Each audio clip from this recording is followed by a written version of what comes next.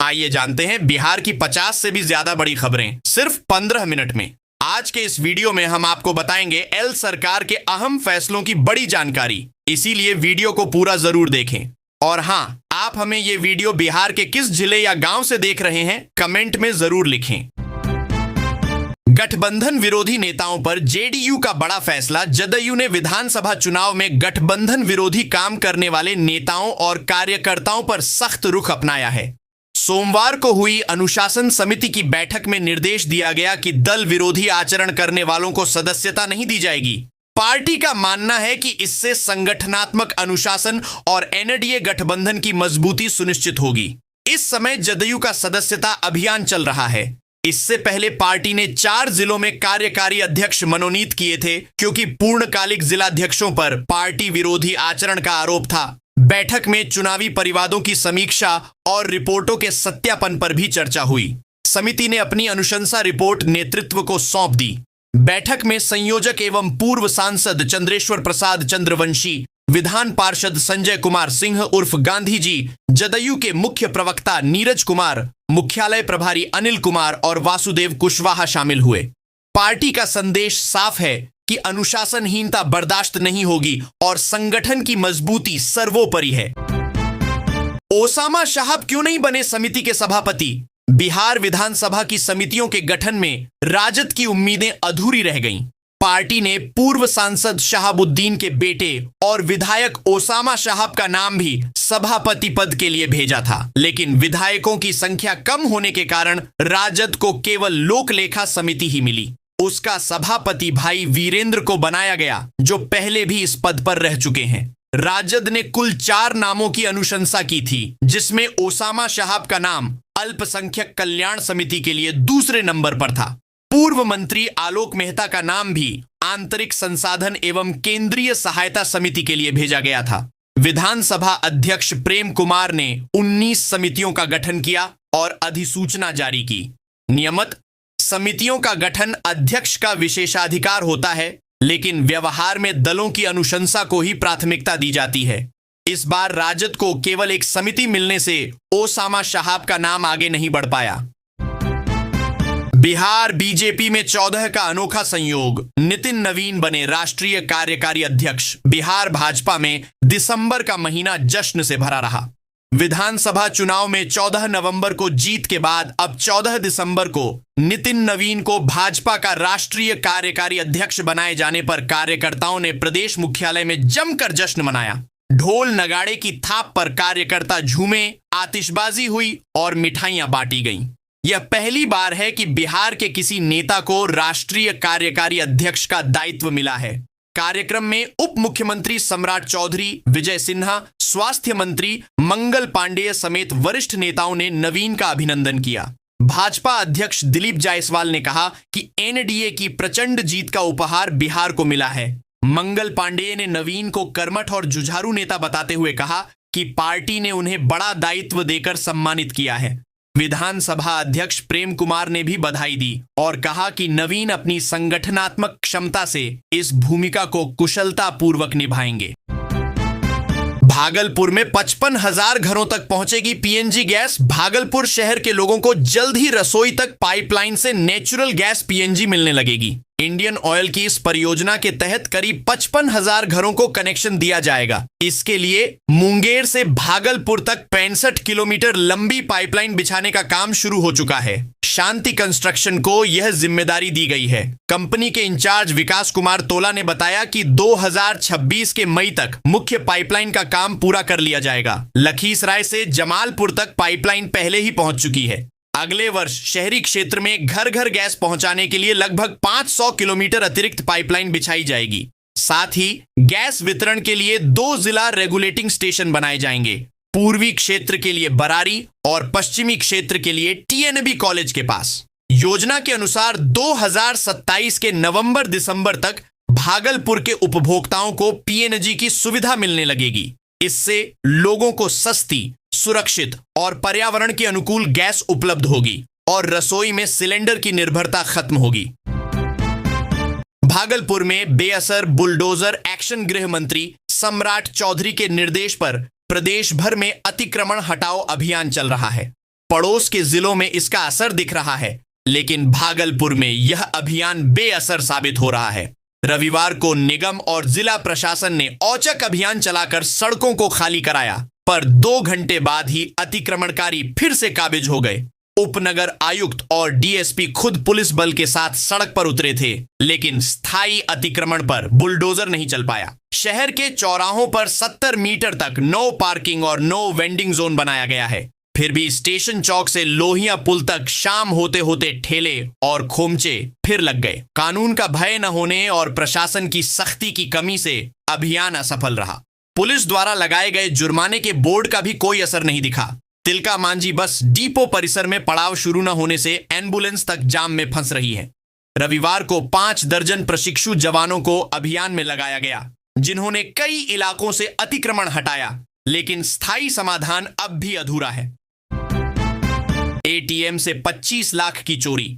Police की जांच। तेज सदर थाना क्षेत्र के कच्ची पक्की इलाके में एसबीआई एटीएम से 25 लाख रुपए की चोरी। मामले में पुलिस ने विशेष टीम गठित कर जांच शुरू कर दी है। शुक्रवार देर रात बदमाशों ने गश्ती व्यवस्था को धता बताकर एटीएम काटकर रकम निकाल ली और लग्जरी कार से भाग निकले। पुलिस ने सीसीटीवी फुटेज के आधार पर पटना, दरभंगा और समस्तीपुर हाईवे के टोल प्लाजा की जांच की। फुटेज में बदमाशों की कार कैद हुई है। आशंका है कि अंतर्राज्यीय गिरोह इसमें शामिल है। इसी कारण झारखंड, यूपी, दिल्ली और हरियाणा पुलिस से भी संपर्क किया गया है। हाल ही में जेल से छूटे कई संदिग्धों से पूछताछ की जा रही है। हालांकि घटना के दूसरे दिन तक किसी की गिरफ्तारी नहीं हो सकी है। फुटेज में बदमाश मंकी टोपी पहने दिखे, जिससे चेहरा स्पष्ट नहीं हो पाया। पुलिस का कहना है कि जांच गंभीरता से जारी है और जल्द ही आरोपियों तक पहुंचा जाएगा। सम्राट चौधरी का सख्त संदेश। सफाई अभियान जारी। बिहार के उप मुख्यमंत्री सह गृह मंत्री सम्राट चौधरी ने गया मेडिकल कॉलेज में आयोजित कार्यक्रम में अपने तेवर दिखाए। उन्होंने साफ कहा कि अपराधियों और माफिया का इलाज करना उन्हें आता है। भूमाफिया पर आवेदन मिलने के 24 घंटे में कार्रवाई होगी। उन्होंने बुलडोजर एक्शन को सफाई अभियान बताते हुए कहा कि अभी सड़क की सफाई हो रही है, आगे भी अभियान जारी रहेगा। सम्राट चौधरी ने कहा कि उनका एकमात्र काम बिहार में माफिया को ठीक करना और नीतीश कुमार के सुशासन को स्थापित करना है। उन्होंने एंटी रोमियो स्क्वाड की तर्ज पर अभया ब्रिगेड बनाने की घोषणा की। जेलों में निगरानी बढ़ाने के लिए 10,000 सीसीटीवी कैमरे लगाए जाएंगे। हाल के दिनों में अपराधियों पर लगातार कार्रवाई और एनकाउंटर भी हुए हैं। गया में जमीनी विवाद ने लिया हिंसक रूप। गया जिले के बुनियादगंज थाना क्षेत्र अंतर्गत मानपुर स्थित जोड़ा मस्जिद के पास सोमवार को जमीनी विवाद ने हिंसक रूप ले लिया। 2 पक्षों के बीच विवाद इतना बढ़ा कि गोलियां चलने लगीं और जमकर झड़प हुई। इसमें राजू अहमद उर्फ परवेज आलम और शिवम सिंह गंभीर रूप से घायल हुए। दोनों को पिलग्रिम हॉस्पिटल में भर्ती कराया गया है, जहां उनकी हालत गंभीर बताई जा रही है। विवाद लंबे समय से जमीन को लेकर चल रहा था, जो सोमवार को गोलीबारी में बदल गया। घटना से इलाके में दहशत फैल गई और लोग घरों में दुबक गए। सूचना मिलते ही पुलिस मौके पर पहुंची और स्थिति को नियंत्रण में लिया। अतिरिक्त बल तैनात कर दिया गया है। पुलिस ने साक्ष्य जुटाए और दोषियों के खिलाफ सख्त कार्रवाई की बात कही है। फिलहाल जोड़ा मस्जिद के पास पुलिस छावनी बना हुआ है।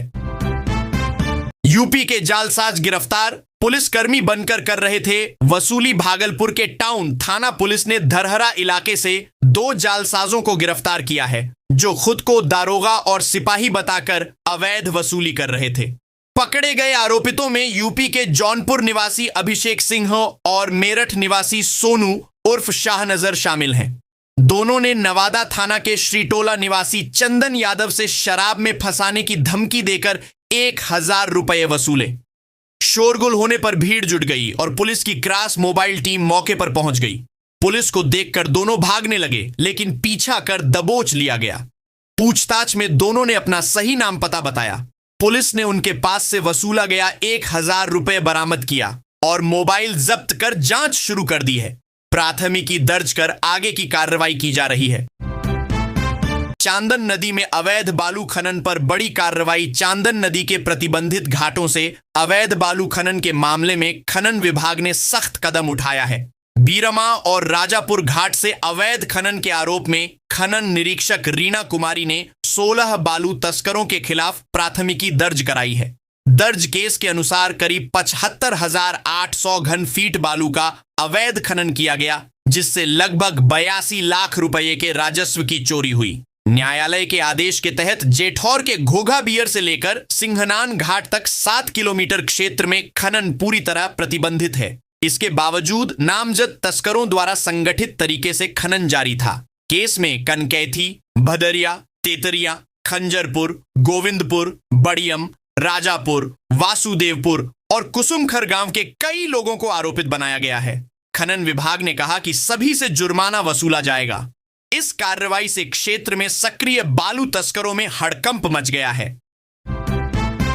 आरजेडी नेता प्रदीप देव गिरफ्तार। 1.98 करोड़ की ठगी का मामला रोहतास पुलिस ने छापेमारी कर आरजेडी के अति पिछड़ा प्रकोष्ठ प्रदेश उपाध्यक्ष प्रदीप देव को गोपालगंज से गिरफ्तार किया है। पटना निवासी कारोबारी पंकज कुमार सिंह ने एफसीआई से अनाज खरीदवाने के नाम पर ठगी का आरोप लगाते हुए एफआईआर दर्ज कराई थी।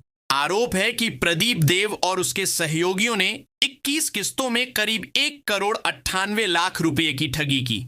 अगस्त 2024 में दर्ज केस के बाद पुलिस ने शनिवार रात नगर थाना पुलिस की मदद से लखपतिया मोड़ स्थित ब्लड बैंक से उसे दबोचा।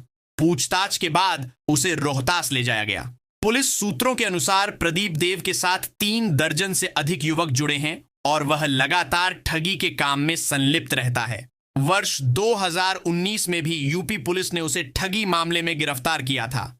ताजा गिरफ्तारी के बाद उसके नेटवर्क और पुराने मामलों की जांच तेज हो गई है।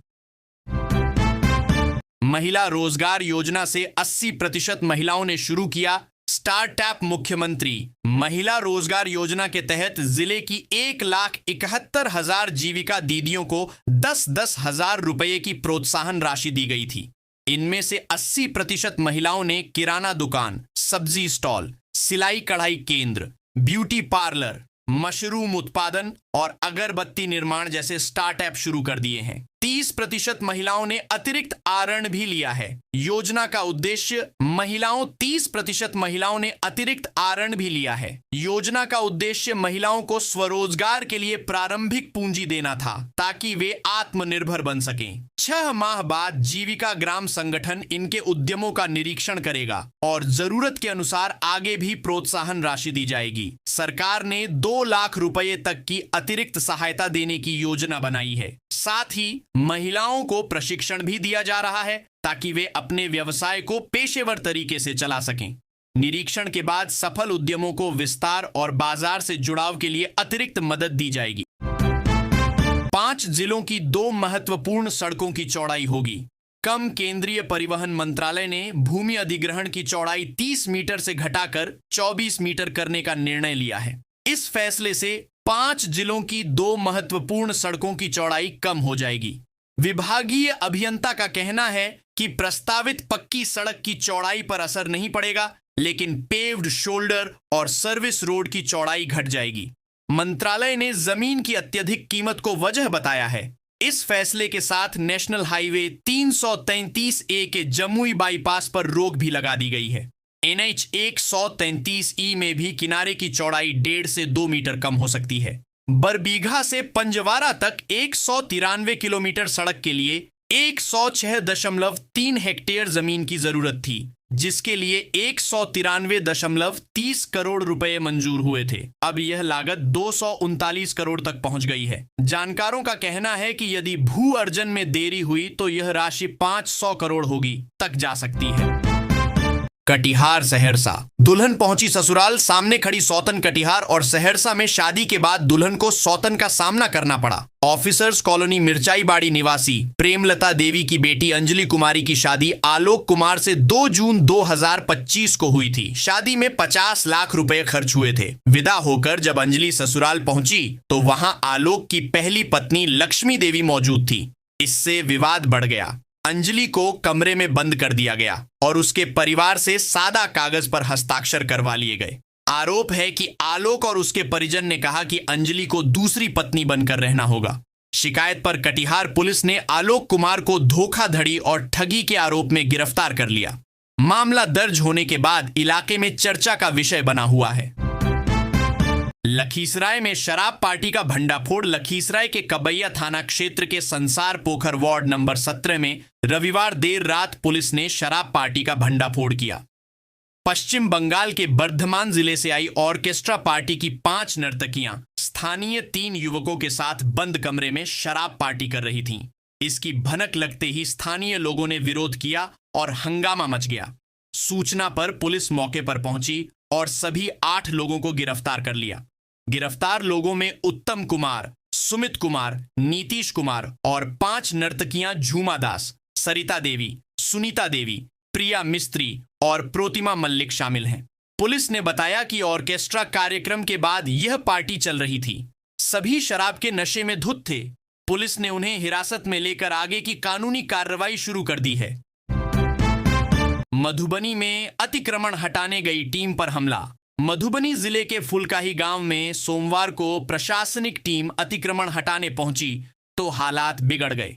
नव उत्क्रमित उच्च विद्यालय फुलकाही की जमीन से बुलडोजर द्वारा अतिक्रमण हटाया जा रहा था। कार्रवाई के दौरान ग्रामीणों और प्रशासन के बीच नोकझोंक हुई और आक्रोशित लोगों ने सीओ अजय चौधरी को खदेड़ दिया। पत्थरबाजी में 2 पुलिसकर्मी उचित पासवान और शिवृति कुमारी तथा जेसीबी चालक श्याम सुंदर मंडल घायल हो गए। सभी को अनुमंडलीय अस्पताल में भर्ती कराया गया। प्रशासन ने बताया कि कृपाल सहनी समेत 14 लोगों द्वारा विद्यालय परिसर की भूमि पर कब्जा किया गया था। भारी पुलिस बल, वाटर कैनन और आंसू गैस वाहन के साथ कार्रवाई की गई। हालांकि ग्रामीणों ने पक्षपात का आरोप लगाते हुए हंगामा किया। सीओ ने कहा कि अतिक्रमण हटाने की कार्रवाई पूरी कर ली गई है। आवास योजना में अपात्रों का नाम हटेगा। मधुबनी प्रखंड कार्यालय में मंगलवार को प्रधानमंत्री आवास योजना ग्रामीण की समीक्षा बैठक हुई। बीडीओ निशा राय ने स्पष्ट निर्देश दिया कि जिन लाभुकों के पास पहले से पक्का मकान है या जिन्होंने स्वयं मकान बना लिया है, उनका नाम सूची से हटाया जाएगा। ग्राम सभा के माध्यम से सत्यापन कर सूची संशोधित की जाएगी ताकि योजना का लाभ वास्तविक जरूरतमंदों तक पहुंचे। बैठक में बताया गया कि जिनका आवास निर्माण पूरा हो चुका है, उन्हें शेष राशि जल्द दी जाएगी। निर्माण में देरी करने वालों को नोटिस देने का निर्देश दिया गया। बीडीओ ने गुणवत्ता पर विशेष ध्यान देने और नियमित निरीक्षण की बात कही। बैठक में सभी आवास सहायक मौजूद रहे और पारदर्शिता व जवाबदेही के साथ योजना लागू करने पर जोर दिया गया। शादी के 10 दिन बाद प्रेमी संग भागी। दुल्हन तारापुर थाना क्षेत्र में एक नवविवाहिता शादी के 10 दिन बाद ही कथित प्रेमी संग ससुराल से फरार हो गई। स्नेहा का विवाह 1 दिसंबर को मानिकपुर में हुआ था और 2 दिसंबर को वह ससुराल सारही गांव पहुंची थी, लेकिन 10 दिसंबर की शाम वह अचानक गायब हो गई। आरोप है कि धनबाद निवासी कुंदन यादव उसे बहला फुसला कर ले गया। युवती की मां सोनी देवी ने थाना में केस दर्ज कराया है। उन्होंने बताया कि कुंदन पड़ोसी होने के कारण घर आता जाता था और शादी भी उसकी सहमति से हुई थी। स्नेहा घर से जेवरात और नकदी भी लेकर गई है। ससुराल पक्ष की अंजना देवी ने कहा कि उन्हें किसी प्रेम प्रसंग की जानकारी नहीं थी। फिलहाल पुलिस मामले की जांच कर रही है और फरार युवती व युवक की तलाश जारी है। रोहतास बनेगा औद्योगिक हब। 492.85 एकड़ भूमि अधिग्रहण को मंजूरी। रोहतास जिले में औद्योगिक विकास की नई लहर देखने को मिलेगी। कैमूर पहाड़ी की वादी में औद्योगिक हब बनाने की कवायद शुरू हो चुकी है। डेहरी में 230 एकड़, शिवसागर के तारडीह में 492.85 एकड़ और तिलौथू अंचल में 1042 एकड़ भूमि चिन्हित की गई है। 4 माह पूर्व राज्य कैबिनेट ने तारडीह मौजा की 492.85 एकड़ भूमि अधिग्रहण को मंजूरी दी थी। इसके लिए 1 अरब 54 करोड़ रुपए से अधिक की राशि स्वीकृत की गई है। सामाजिक प्रभाव मूल्यांकन की जिम्मेदारी चंद्रगुप्त प्रबंध संस्थान पटना को दी गई है। किसानों ने कृषि योग्य भूमि अधिग्रहण पर नाराजगी जताई है और अनुपयोगी जमीन लेने की मांग की है। प्रशासन का कहना है कि सब कुछ ठीक रहा तो जल्द ही यह इलाका औद्योगिक क्षेत्र में तब्दील होगा। उत्तर प्रदेश और झारखंड से डायरेक्ट कनेक्ट होने के कारण यह परियोजना क्षेत्र में समृद्धि और रोजगार के नए अवसर खोलेगी। बुलडोजर एक्शन का खौफ, अतिक्रमणकारी खुद हटाने लगे कब्जा कोपा चट्टी और बाजार क्षेत्र में प्रशासनिक कार्रवाई की सूचना से अतिक्रमणकारियों में हड़कंप मच गया है। 16 दिसंबर को प्रस्तावित बुलडोजर एक्शन से पहले ही लोग अपने कब्जे हटाने लगे हैं। सोमवार सुबह से दुकानदार अपनी गुमटियां और सामान समेटने में जुट गए। अंचलाधिकारी अविनाश कुमार ने रविवार को ही नाला के ऊपर बने अतिक्रमण हटाने का सख्त निर्देश दिया था। इसके बाद लोग जबरन तोड़फोड़ से बचने के लिए खुद ही हटने लगे। कोपा क्षेत्र में लंबे समय से अस्थायी और स्थायी अतिक्रमण की समस्या रही है। हाई स्कूल की जमीन और तालाब पर भी कब्जा है। यात्री विश्राम गृह भी वर्षों से अतिक्रमण की चपेट में है। अब प्रशासनिक सख्ती से उम्मीद है कि क्षेत्र स्थायी रूप से अतिक्रमण मुक्त होगा। स्थानीय लोगों का कहना है कि इस बार कार्रवाई केवल चेतावनी तक सीमित नहीं रहेगी। सोनपुर मेले में झूला विवाद, 20 युवकों ने मचाया तांडव। हरिहर क्षेत्र सोनपुर मेला में गाय बाजार स्थित डिज्नीलैंड झूला पर रविवार रात करीब 20 युवकों ने उत्पात मचाया। आरोप है कि सभी युवक नशे में थे और बिना टिकट झूला झूलने का दबाव बना रहे थे। विरोध करने पर उन्होंने झूला संचालक और स्टाफ पर हमला कर दिया। संचालक संतोष कुमार ने बताया कि युवकों ने काउंटर पर हमला कर 3 दिन की कुल आमदनी करीब 60,000 रुपये लूट ली। स्टाफ कर्मी सोनू सिंह पर लोहे की छड़ से वार किया गया, जिससे उसकी हथेली फट गई और सिर में गंभीर चोटें आईं। घटना से झूला परिसर में भगदड़ मच गई। भीड़ जुटने पर आरोपी भागने लगे, लेकिन 2 युवकों को पकड़ लिया गया। पकड़े गए आरोपियों ने अपना नाम नागेश्वर सिंह और अनुज कुमार